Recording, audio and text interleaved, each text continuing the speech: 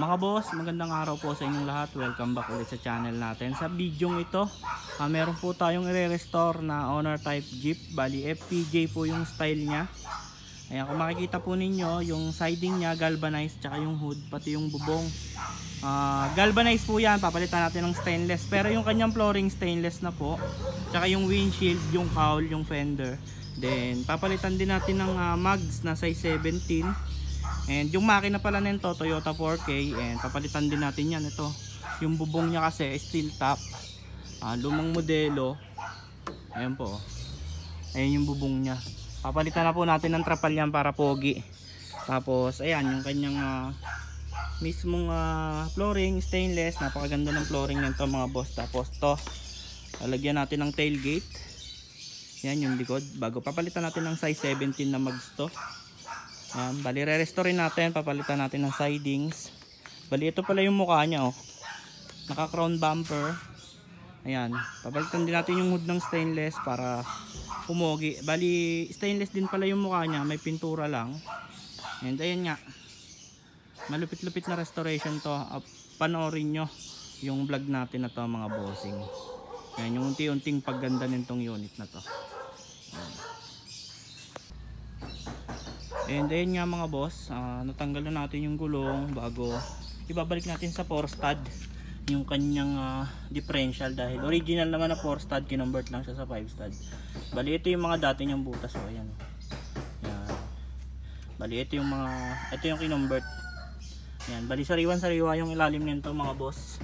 Ayan, oh. Walang kabulok-bulok. Bali ito lang talaga siding yung diferensya sa kanya. Bali stainless yung flooring niya.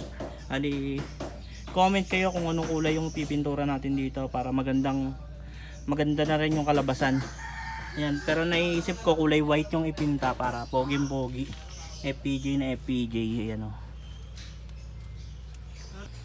Bali ito pala yung differential sa harap. Yung rotor disc niya kalug na rin, oh. Ayan, oh.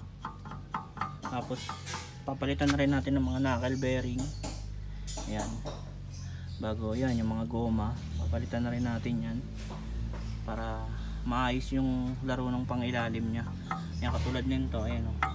Bali original din na 4 stud to, pabalik lang din natin sa 4 stud. Ayan, okay, convert lang to sa 5 stud mga boss. Ayan, na commercial. Ayan, sariwang sariwa po to mga bossing.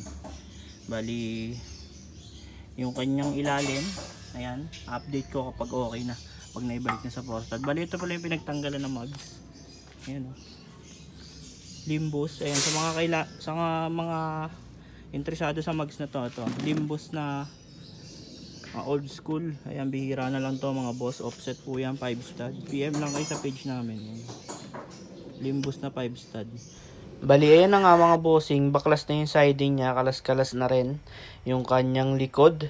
Eto po, ayan, kung mapapansin niyo, talagang baklas lahat. And yung bubong niya, pabaklasin din natin yan, and papalitan natin yung B-bar or yung kanyang victory bar niya. Ayan po. Then itong likod, talagang bulok. Ayan, papalitan din natin yan. Yung likod na yan, yung pinakapatigas na yan, papalitan din natin.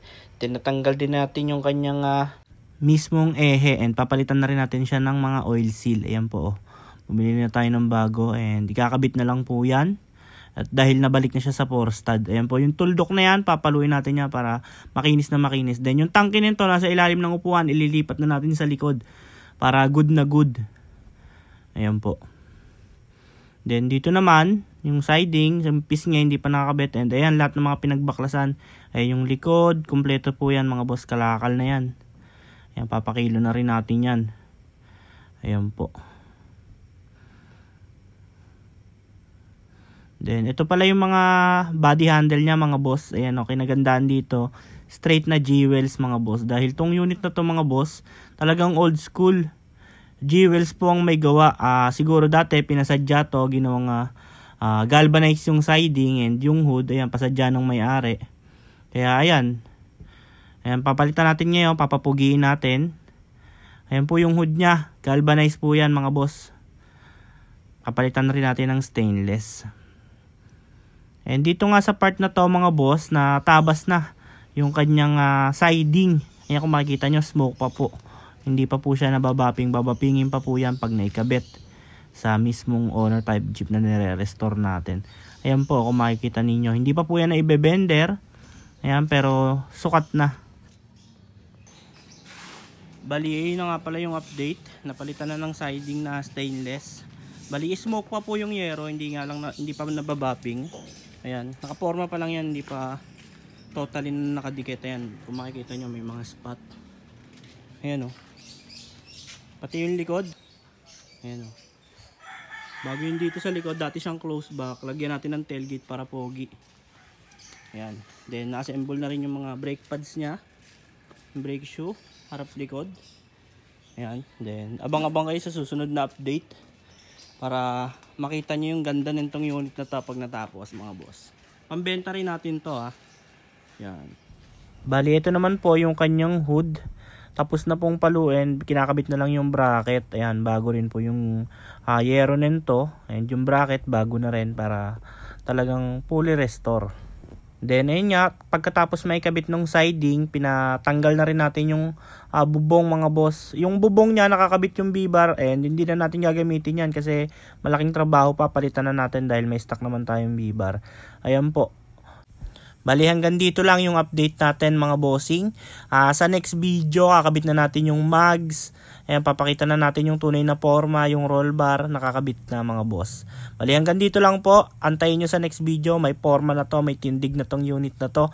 Pwede nyo nang i-reserve yan. Yung mga welding na yan, magbabaping na, bahalang magpaganda dyan. Bali, yun lamang po, mga bossing. See you sa next video.